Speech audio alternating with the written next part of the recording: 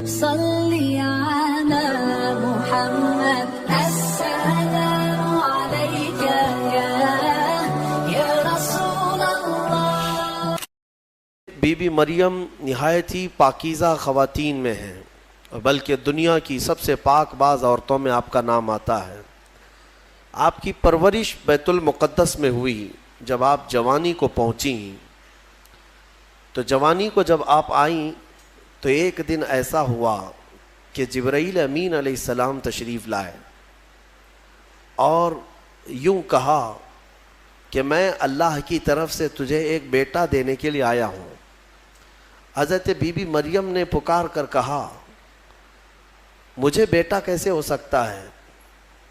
انا یکون لی غلام ولم یمسسنی بشر ولم اکو بغیہ، مجھے کیسے بچہ ہو سکتا ہے؟ آج تک مجھے کسی انسان نے چھوا بھی نہیں، کسی انسان نے مجھے، یعنی بلوغیت کے بعد کسی اجنبی مرد نے مجھے چھوا تک نہیں، ولم اکو بغیہ، اور نہ ہی میں کوئی برے عادتوں والی عورت ہوں، تو مجھے بیٹا کیسے ہو سکتا ہے؟ تو جبرائیل امین نے کہا کہ میں تیرے رب کی طرف سے قاصد بن کر کے آیا ہوں، اور تیرا رب یہی چاہتا ہے کہ بغیر کسی انسان کے چھوئے تجھے اللہ ایک بیٹا عطا کرے۔ قال کذالک قال ربک هو علی ہین، اور حضرت جبرائیل نے کہا کہ مریم یہ تمہارے رب کے لیے کوئی مشکل مسئلہ نہیں ہے، جو رب تعالیٰ بغیر ماں اور بغیر باپ کے آدم کو پیدا کر سکتا ہو، وہ صرف بغیر باپ کے ایک عیسیٰ کو کیوں نہیں پیدا کر سکتا؟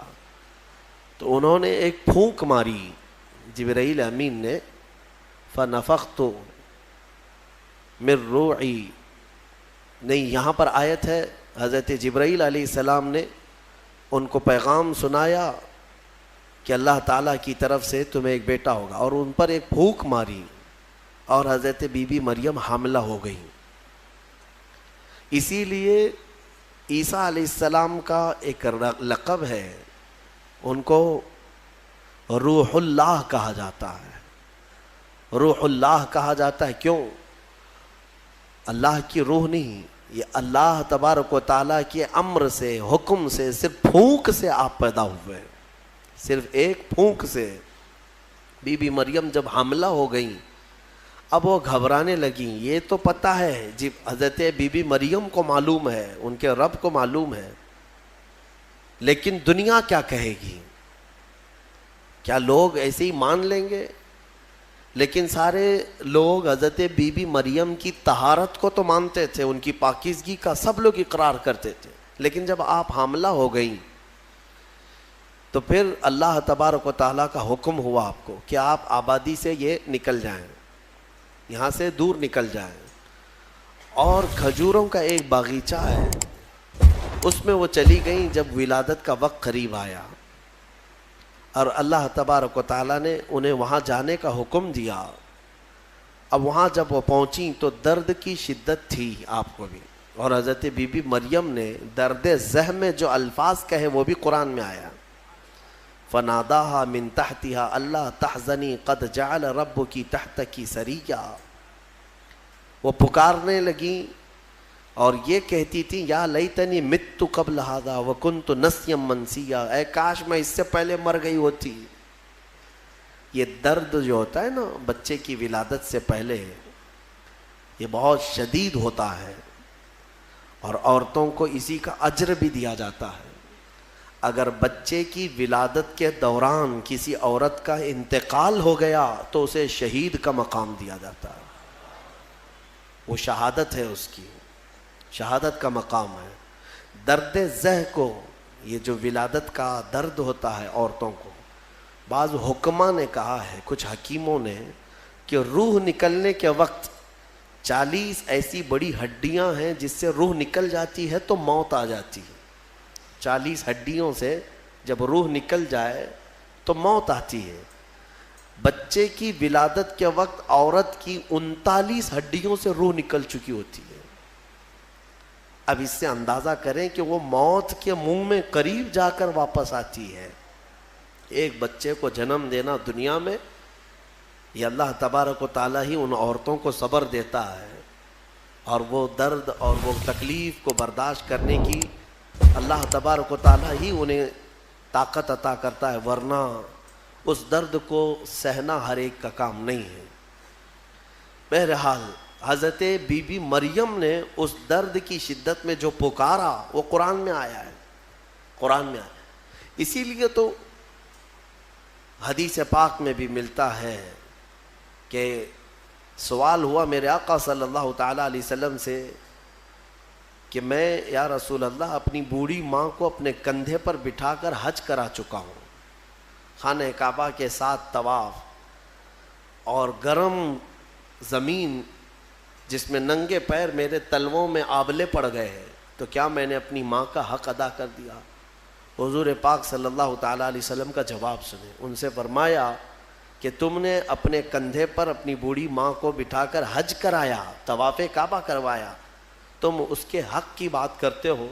جب تم اپنی ماں کے پیٹ میں تھے ایک جھٹکا تم نے جو لگایا تھا اس کا بھی حق نہیں ادا ہوا، کیونکہ بچہ جب گھومتا ہے پیٹ کے اندر ماں کے، ہر گھومنے کے وقت، ہر چکر کے وقت اس کا ایک الگ درد ہوتا ہے۔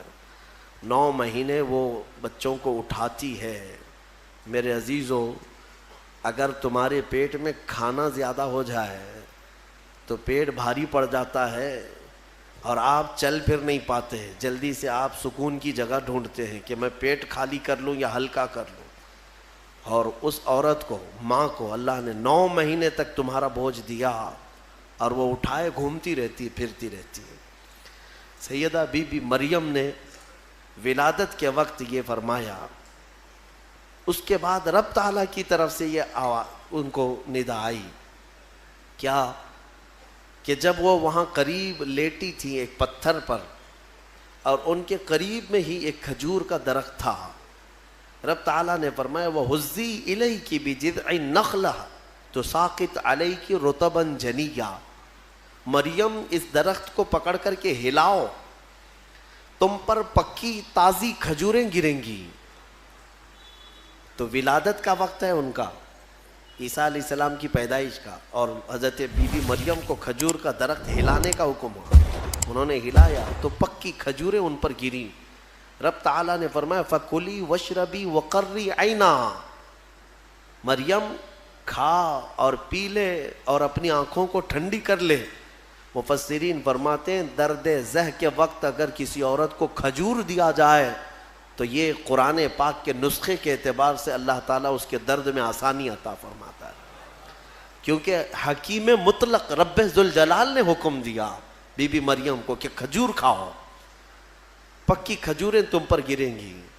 تو کھجور کا حکم بھی ہے۔ ہمارے بزرگوں کے ہاں رواج تھا کہ ولادت کے وقت جب تکلیف زیادہ ہوتی تو وہ کچھ کھجوریں لا کر کسی امام کے پاس، عالم دین کے پاس لاتے کہ کچھ دم کر کے دے دیں کہ گھر میں ولادت ہونے والی ہے۔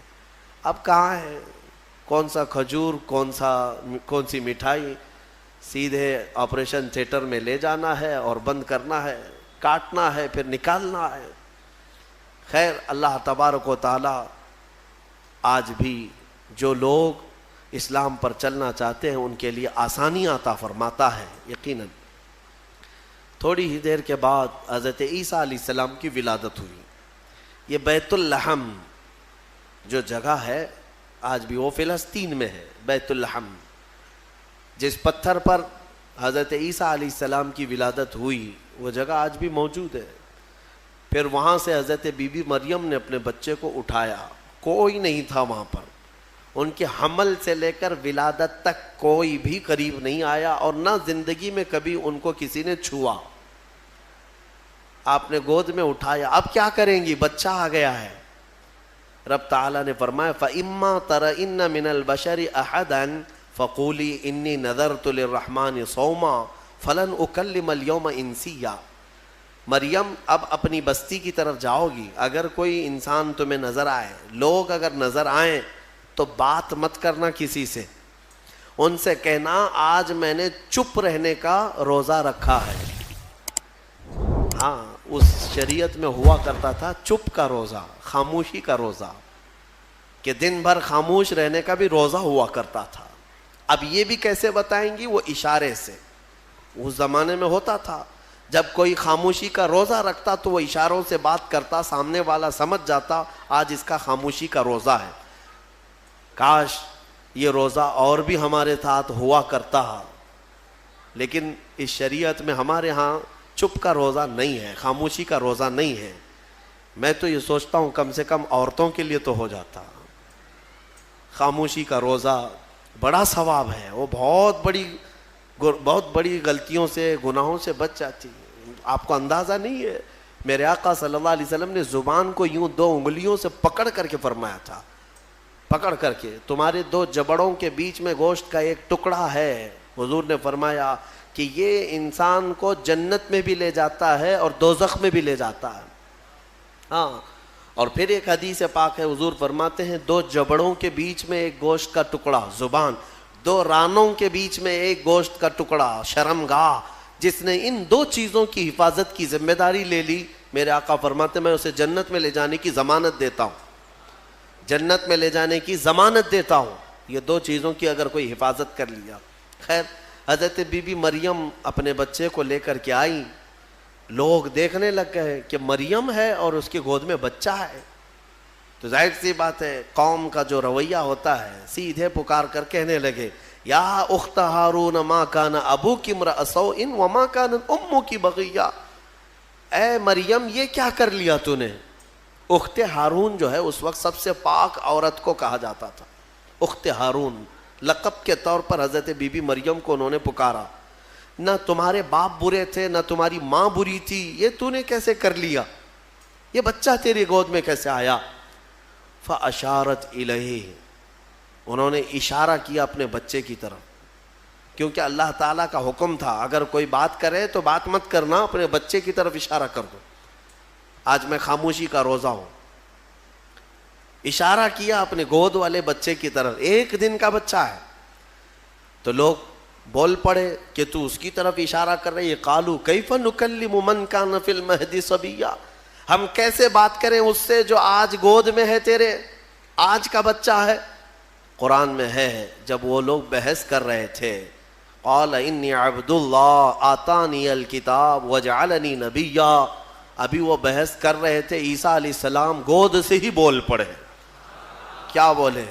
بولنے لگے اے لوگوں میں اللہ کا بندہ ہوں, انی عبداللہ, اللہ نے مجھے کتاب عطا کیا ہے, وجعلنی نبیا, اور نبی بنا کر بھیجا ہے, وجعلنی مبارکن اینما کنت, اور جہاں میں رہوں گا برکت کا ذریعہ بنوں گا, اور اللہ تعالیٰ نے مجھے نماز کا اور زکوٰۃ کا حکم دیا ہے, اور میری والدہ کے ساتھ اچھائی کا سلوک کرنے, حسن سلوک کرنے کا حکم دیا ہے.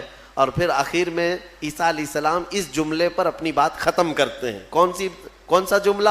والسلام علی یوم ولدت و یوم اموت و یوم ابعث حیا, سلامتی ہو اس دن پر جس دن میں پیدا ہوا اور جس دن میرا انتقال ہوگا اور جس دن مجھے اٹھایا جائے گا. اتنا بات کیا حضرت عیسیٰ علیہ السلام اور پھر خاموش ہو گئے. یہ معجزہ نہیں تو اور کیا ہے؟ گود کا آج کا بچہ اتنا وسیع انداز میں بول پڑا, تبھی جا کر کے قوم کی زبان چپ ہو گئی کہ یہ جو آیا ہے مریم کی گود میں یہ کوئی معمولی چیز نہیں ہے. ظاہر سی بات ہے جب رب تبارک و تعالیٰ کسی چیز کو بھیجتا ہے تو نشانیوں کے ساتھ بھیجتا ہے. اب جتنے تھے وہ مان تو گئے کہ بی بی مریم کو کسی نے چھوا نہیں, یہ سچی ہے, اور جب گود کا بچہ بول رہا ہے تو یہ اور سچی بات ہے کہ محیر العقول چیز ہے, آج تک ہم نے کبھی دیکھا نہیں.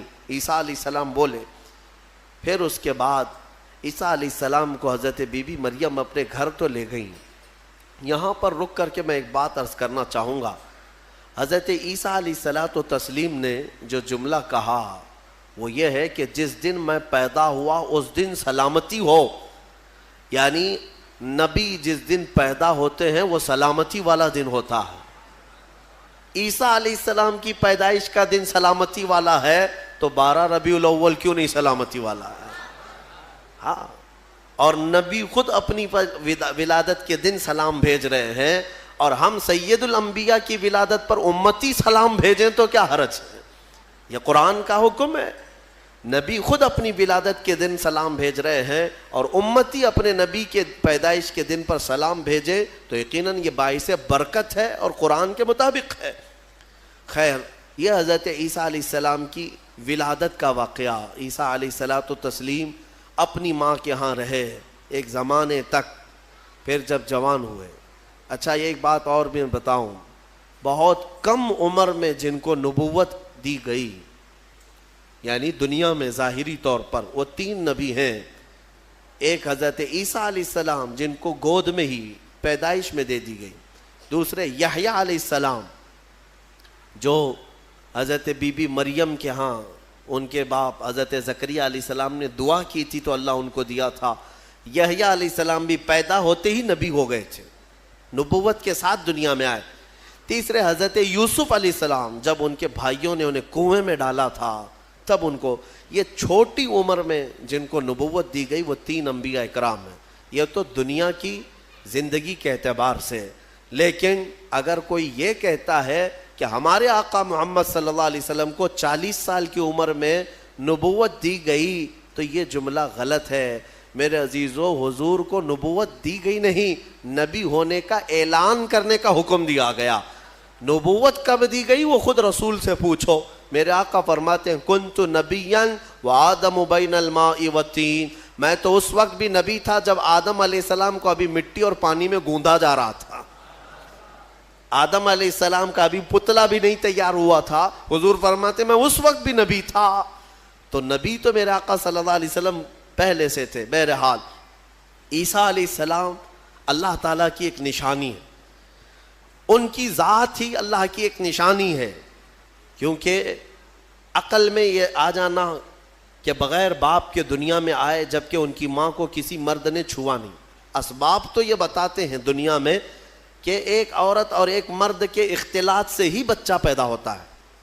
دنیا میں بچے کی ولادت ایک مرد اور ایک عورت کے ملنے سے ہی ہوتی ہے، لیکن یہاں عیسیٰ علیہ السلام کی ولادت میں کوئی مرد کا اختلاط نہیں، تو عام انسانوں کے دماغ میں یہ بات نہیں آتی، تو اسباب کی طرف دیکھنے والا انکار کرتا ہے اور خالق اسباب کی طرف جو توجہ کرتا ہے وہ انکار نہیں کرتا، کیونکہ اسباب تو یہ بتاتے ہیں کہ ایک روٹی کھانے کے لیے کئی منزلوں سے سفر کرنا پڑتا ہے، لیکن میرا رحمان چاہے تو سیدھے آسمان سے دسترخوان بھی اتار سکتا ہے۔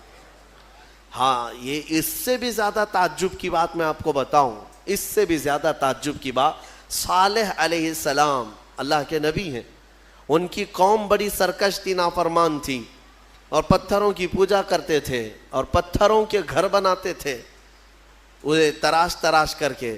حضرت صالح علیہ السلام نے ان کو اللہ کی طرف بلایا تو وہ نشانی مانگنے لگے، کوئی نشانی بتاؤ کہ تم اللہ کے رسول ہو۔ تو اس زمانے میں پتھروں کے لیے ان کا بڑا مسئلہ تھا کہ پتھروں کی عبادت بھی ہے، پتھروں کے گھر بھی بناتے تھے۔ حضرت صالح علیہ السلام نے اپنی قوم کو ایک جگہ جمع کیا اور ایک پتھر کو، پہاڑ کا ایک پتھر ہے، اس پتھر کو حکم دیا تو اللہ تعالیٰ نے اس پتھر کے اندر سے ایک اونٹنی پیدا فرمائی، ناقۃ اللہ، اس کو اللہ کی اونٹنی۔ اب مجھے بتاؤ کیا یہ عقل تسلیم کرے گی کہ ایک اونٹنی کو پیدا ہونے کے لیے اس کے بھی تو ماں باپ ہونے چاہیے، وہ بھی کسی اونٹنی کی پیٹ سے پیدا ہوگی؟ لیکن اتنا محیر العقول واقعہ کہ پتھر اور اونٹنی کا کیا میل۔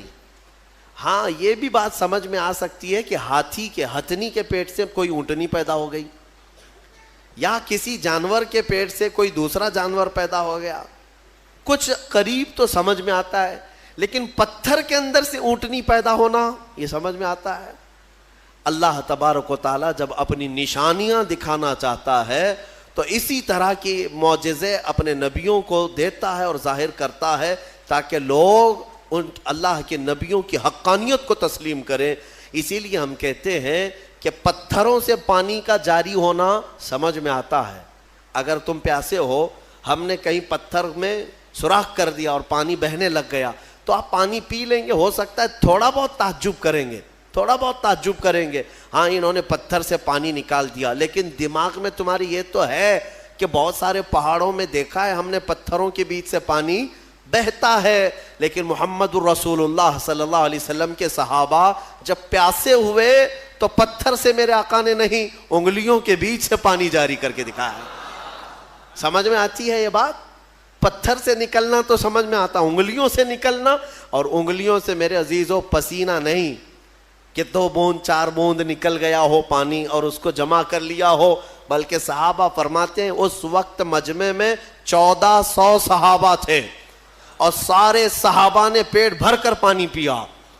پنجاب رحمت حضور کی انگلیوں سے جو نکلے اس پانی سے سارے صحابہ 1400 صحابہ نے پانی پیا، اپنے مویشیوں کو جانوروں کو پلایا، اپنے برتنوں میں اور اپنے مٹکوں میں سب بھر بھی لیا. اور صحابی فرماتے ہیں اس وقت اگر ہم 10,000 بھی ہوتے تو وہ پانی کم نہ ہوتا، اس سے زیادہ کی تعداد بھی ہو. یہ جو معجزے ہیں اللہ تبارک و تعالیٰ کے، یہ نبیوں کے لیے دیے جاتے ہیں، اور یہ نشانیاں حضرت عیسیٰ علیہ الصلوۃ والتسلیم اللہ رب العزت کی